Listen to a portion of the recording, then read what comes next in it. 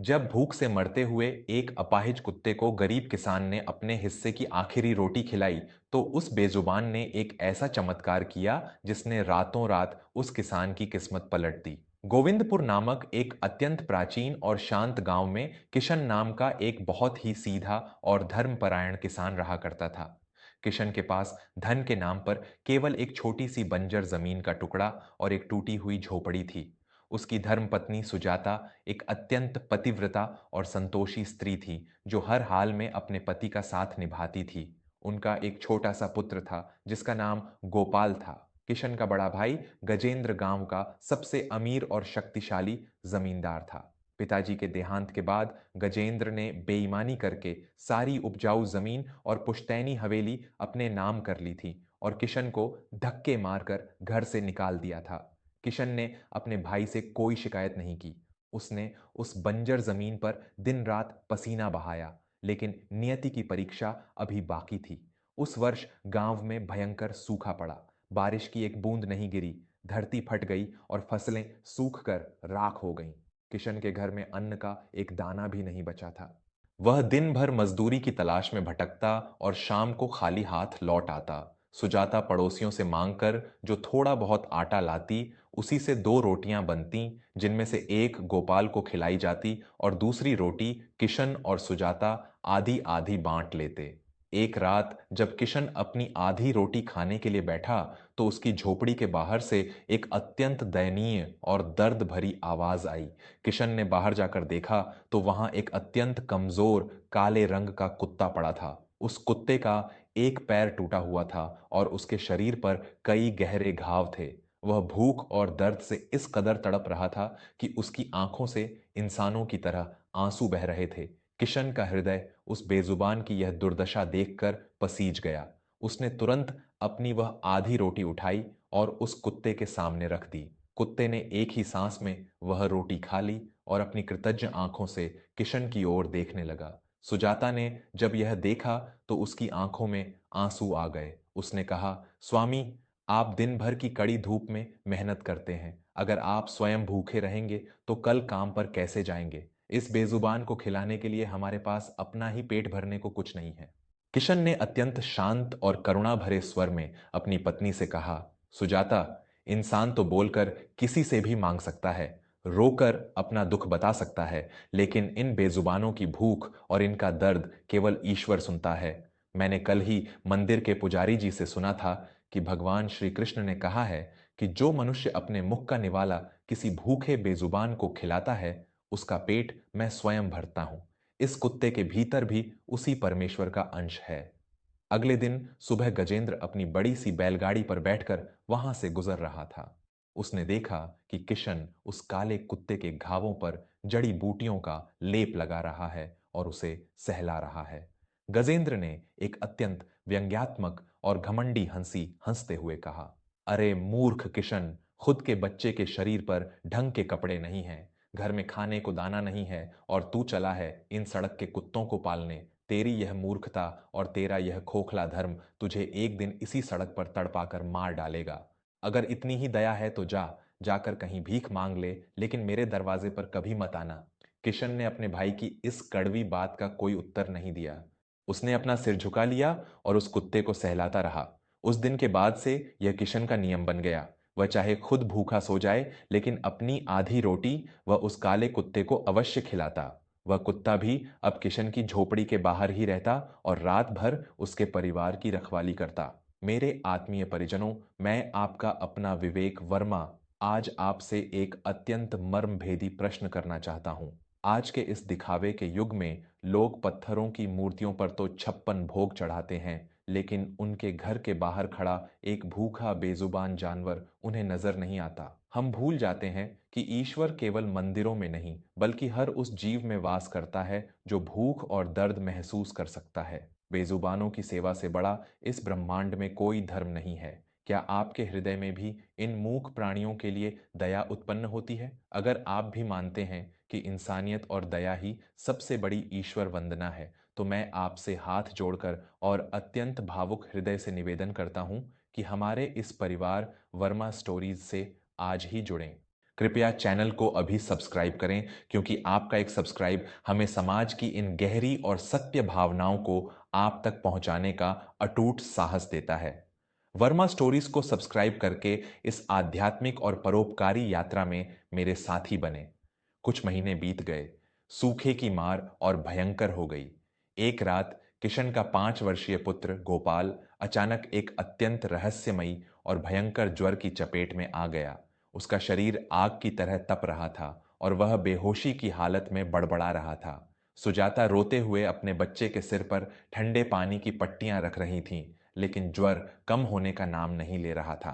किशन दौड़ता हुआ गांव के वैद्य हरिराम जी के पास गया और उन्हें अपने साथ ले आया। वैद्य हरिराम ने गोपाल की नब्ज जांची और उनका चेहरा पीला पड़ गया। उन्होंने अत्यंत गंभीर स्वर में कहा, किशन, तुम्हारे पुत्र को जिस ज्वर ने घेरा है वह साधारण नहीं है। यह प्राणघातक ज्वर है। यदि कल सूर्योदय से पूर्व इसे एक विशेष जड़ी बूटी का रस नहीं पिलाया गया तो इस बालक का बचना असंभव है। किशन फूट फूट कर रोने लगा। उसने वैद्य जी के पैर पकड़ लिए। मुझे बताइए वैद्य जी, वह जड़ी बूटी कहाँ मिलेगी? मैं अपने प्राण देकर भी उसे ले आऊंगा। बस मेरे बच्चे को बचा लीजिए। वैद्य हरिराम ने कांपते हुए कहा, वह जड़ी बूटी संजीवनी मूल है, जो यहां से 5 कोस दूर नीलगिरी की भयंकर पहाड़ियों पर मिलती है। लेकिन वहां जाना मौत को दावत देना है। वह पूरा जंगल रात के समय खूंखार भेड़ियों और विषैले सर्पों से भरा रहता है। आज तक जो भी रात के अंधेरे में वहां गया है वह कभी जीवित लौटकर नहीं आया। यह सुनकर सुजाता एक चीख मारकर बेहोश हो गई। लेकिन एक पिता का हृदय मौत से कहाँ डरता है। किशन ने तुरंत अपनी कुल्हाड़ी उठाई और एक लालटेन लेकर रात के उस भयंकर और घनघोर अंधेरे में नीलगिरी की पहाड़ियों की ओर दौड़ पड़ा। रास्ता अत्यंत दुर्गम और डरावना था। हवाएं इस तरह चल रही थीं मानो कोई प्रेत रो रहा हो। अभी किशन जंगल के बीचों बीच ही पहुंचा था कि अचानक उसकी लालटेन तेज हवा से बुझ गई। चारों ओर घुप अंधेरा छा गया। तभी किशन को अपने चारों ओर से भयानक गुर्राहट की आवाजें सुनाई देने लगीं। जब उसने ध्यान से देखा तो अंधेरे में कई पीली और खूंखार आंखें चमक रही थीं।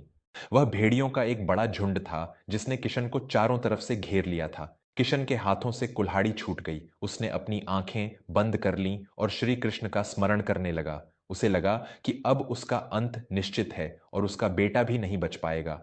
तभी अंधेरे को चीरती हुई एक भयंकर गर्जना गूंजी। यह गर्जना किसी शेर की नहीं बल्कि उसी काले कुत्ते की थी जिसे किशन रोज अपनी आधी रोटी खिलाता था। वह अपाहिज कुत्ता जो कल तक ठीक से चल भी नहीं पाता था, आज उसकी आंखों में एक अलौकिक लाल चमक थी और उसका आकार भी सामान्य से कहीं अधिक विशाल प्रतीत हो रहा था। उस काले कुत्ते ने हवा में छलांग लगाई और भेड़ियों के झुंड पर भूखे शेर की तरह टूट पड़ा। उसकी गर्जना इतनी भयानक थी कि जंगल के पेड़ भी कांपने लगे। कुछ ही क्षणों में उसने सबसे खूंखार भेड़िए की गर्दन अपने जबड़ों में दबोच ली। यह खौफनाक दृश्य देखकर बाकी सभी भेड़िए डर कर वहां से भाग गए। किशन यह सब देखकर स्तब्ध था। वह कुत्ता वापस किशन के पास आया। उसने प्यार से किशन का हाथ चाटा और फिर आगे आगे चलने लगा, मानो वह किशन को रास्ता दिखा रहा हो। मेरे प्यारे दोस्तों, ईश्वर की लीला अत्यंत रहस्यमयी होती है।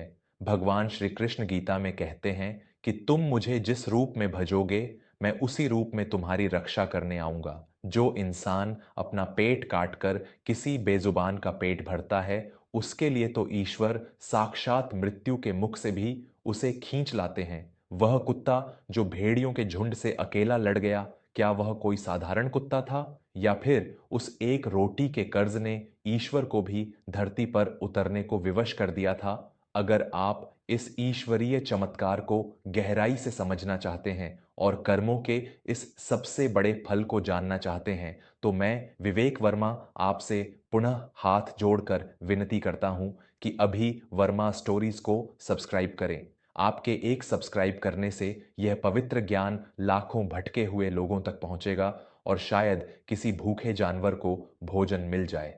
कृपया पूरे हृदय से वर्मा स्टोरीज को सब्सक्राइब करें और देखें कि उस कुत्ते ने किशन को कहां पहुंचाया। वह काला कुत्ता किशन को नीलगिरी पहाड़ियों के सबसे ऊंचे और सुरक्षित हिस्से पर ले गया। वहां एक अत्यंत प्राचीन और जर्जर शिव मंदिर था। उस मंदिर के ठीक पीछे वही संजीवनी मूल की जड़ी बूटी चमक रही थी। किशन ने खुशी से रोते हुए उस जड़ी बूटी को उखाड़ लिया, लेकिन कुत्ता वहां से हिला नहीं। वह मंदिर के एक पुराने चबूतरे के पास गया और अपने पंजों से वहां की मिट्टी खोदने लगा। वह तब तक खोदता रहा जब तक कि वहां से एक धातु के टकराने की आवाज नहीं आई। किशन ने पास जाकर मिट्टी हटाई तो वहां एक बहुत बड़ा और प्राचीन तांबे का कलश दबा हुआ था। जब किशन ने उस कलश का ढक्कन खोला तो उसकी आंखें फटी की फटी रह गईं। वह कलश शुद्ध सोने के सिक्कों, हीरे जवाहरातों और बीच में रखी भगवान श्री कृष्ण की एक अत्यंत मनमोहक सोने की मूर्ति से भरा हुआ था। किशन कुछ समझ नहीं पा रहा था। उसने उस काले कुत्ते की ओर देखा जो अब अत्यंत शांत होकर बैठ गया था। किशन ने वह कलश उठाया, जड़ी बूटी ली और उस कुत्ते के साथ सुरक्षित अपने गांव लौट आया। जड़ी बूटी का रस पीते ही गोपाल का ज्वर कुछ ही घंटों में चमत्कारिक रूप से उतर गया और वह स्वस्थ होकर उठ बैठा। अगली सुबह किशन के घर के बाहर पूरे गांव की भीड़ जमा थी। वह सोने का कलश और श्री कृष्ण की मूर्ति देखकर सबकी आंखें चूंधिया गई थीं। उसका घमंडी भाई गजेंद्र भी वहां पहुंचा। सोने को देखते ही गजेंद्र की नीयत डोल गई। उसने आगे बढ़कर कलश छीनने का प्रयास करते हुए कहा, यह धन हमारे पूर्वजों का होगा किशन। मैं बड़ा भाई हूं, इसलिए इस पूरी संपत्ति पर मेरा अधिकार है। इसे मुझे सौंप दे। जैसे ही गजेंद्र ने कलश को हाथ लगाया, वह काला कुत्ता भयंकर रूप से गुर्राया और गजेंद्र के ऊपर छलांग लगाने को तैयार हो गया। गजेंद्र डर कर पीछे गिर पड़ा। तभी उस भीड़ को चीरते हुए एक अत्यंत सिद्ध और महान संत स्वामी अच्युतानंद वहां पधारे। उनके चेहरे पर सूर्य के समान तेज था। उन्होंने उस कुत्ते को प्रणाम किया और फिर गांव वालों की ओर मुड़कर अत्यंत गंभीर और अलौकिक स्वर में कहा, गजेंद्र, यह धन तुम्हारे पूर्वजों का नहीं है। यह धन साक्षात ईश्वर का आशीर्वाद है, जो केवल इस निर्मल हृदय वाले किशन के लिए भेजा गया है। स्वामी जी ने उस काले कुत्ते की ओर इशारा करते हुए एक ऐसा रहस्य बताया जिसने सबके होश उड़ा दिए। तुम सब जिसे एक साधारण और अपाहिज कुत्ता समझ रहे हो, वह कोई और नहीं, साक्षात काल भैरव का स्वरूप और धर्म का रक्षक है। भगवान श्री कृष्ण ने गीता में स्पष्ट रूप से कहा है कि जो मनुष्य अपने मुख का निवाला किसी भूखे और असहाय बेजुबान को खिलाता है, वह साक्षात मुझे भोजन कराता है। जब यह गांव सूखे की मार झेल रहा था और तुम सब अपने अपने घरों में स्वार्थ का जीवन जी रहे थे, तब इस गरीब किशन ने अपने बच्चों के मुंह का निवाला इस तड़पते हुए जानवर को खिलाया था। इस कुत्ते को खिलाई गई रोज की एक रोटी ने किशन के सारे पूर्व जन्म के पापों को भस्म कर दिया और साक्षात परमेश्वर को इसका आरणी बना दिया। स्वामी अच्युतानंद ने गजेंद्र की आंखों में आंखें डालते हुए कहा, गजेंद्र, धन उसी के पास टिकता है जिसके हृदय में दया हो। तुम्हारी तिजोरियां केवल पाप और गरीबों के आंसुओं से भरी हैं। तुमने अपने ही भाई को घर से निकाला और इस बेजुबान का मजाक उड़ाया। ईश्वर का न्याय देखो, आज तुम्हारा भाई राजा बन गया है और तुम्हारी वह पाप की कमाई बहुत जल्द राख होने वाली है। और स्वामी जी की यह बात बिल्कुल सत्य सिद्ध हुई। उसी दिन गजेंद्र के उन सभी गोदामों में जहां उसने बेईमानी से अनाज जमा कर रखा था, रहस्यमयी तरीके से भयंकर आग लग गई और उसका सारा साम्राज्य जलकर खाक हो गया। गजेंद्र सड़क पर आ गया। वह रोता हुआ आया और उसने अपने छोटे भाई किशन के पैरों में गिरकर क्षमा मांगी। किशन, जिसका हृदय सोने से भी अधिक शुद्ध था, उसने अपने भाई को माफ कर दिया और उसे गले से लगा लिया। किशन ने उस कलश के धन का उपयोग अपने लिए नहीं किया। उसने गांव में एक बहुत बड़ा चिकित्सालय बनवाया, एक गौशाला खोली और उस पूरे राज्य के सभी बेसहारा और बीमार जानवरों के लिए एक विशाल आश्रय स्थल का निर्माण करवाया। वह काला कुत्ता जीवन भर किशन के साथ एक रक्षक की तरह रहा। दोस्तों, बेजुबानों की सेवा इस संसार का सबसे बड़ा और सबसे पवित्र पुण्य है। जो इंसान किसी ऐसे जीव को भोजन कराता है जो न तो उसे धन्यवाद कह सकता है और न ही उसे कोई पैसे दे सकता है, उस इंसान का कर्ज सीधे ऊपर वाला चुकाता है। जीवन में जब भी आपको कोई भूखा जानवर दिखे तो उसे दुत्कारने के बजाय उसे एक रोटी अवश्य खिलाएं। आपकी वह एक रोटी आपके जीवन के कितने बड़े संकटों और दुर्घटनाओं को टाल सकती है, इसका आप अनुमान भी नहीं लगा सकते। अगर किशन की इस निस्वार्थ दया, उस कुत्ते की वफादारी और श्री कृष्ण के इस साक्षात चमत्कार ने आपकी आत्मा को झकझोर कर रख दिया है, तो इस कहानी को केवल अपने तक सीमित न रखें। इसे अपने परिवार, मित्रों और हर उस व्यक्ति के साथ अवश्य साझा करें जो जानवरों से घृणा करता है। और हाँ, अंत में मैं आपका अपना विवेक वर्मा आपसे एक बार फिर पूरे हृदय से निवेदन करता हूं कि हमेशा ऐसी ही अत्यंत सत्य, आध्यात्मिक और जीवन के हर पहलू को सकारात्मक ऊर्जा से भर देने वाली कहानियों से निरंतर जुड़े रहने के लिए हमारे चैनल वर्मा स्टोरीज को जरूर सब्सक्राइब करें। आपका एक सब्सक्राइब हमें सत्य के इस मार्ग पर चलने की बहुत बड़ी प्रेरणा देता है। वर्मा स्टोरीज को सब्सक्राइब करें और अपने हाथों से किसी बेजुबान का पेट अवश्य भरें। जय श्री कृष्णा। धन्यवाद।